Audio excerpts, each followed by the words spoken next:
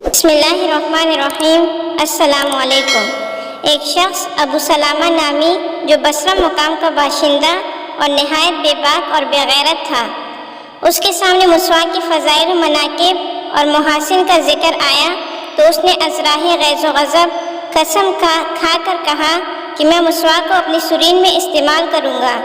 چنانچہ اس نے اپنی سرین میں مسواک گما کر اپنی قسم کو پورا کر کے دکھایا اور اس طرح مسواک کے ساتھ سخت بے حرمتی اور بے ادبی کا معاملہ کیا، جس کی پاداش میں قدرتی طور پر ٹھیک 9 مہینے بعد اس کے پیٹ میں تکلیف شروع ہوئی اور پھر ایک بدشکل جانور جنگلی چوہے جیسا اس کے پیٹ سے پیدا ہوا، جس کے ایک بالش 4 انگلی کی دم، 4 پیر، مچھلی جیسا سر اور 4 دان باہر کی جانب نکلے ہوئے تھے۔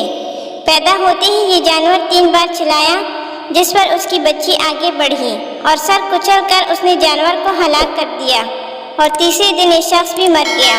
اور ساتھ ہی ہمارے چینل کو سبسکرائب کر دیں۔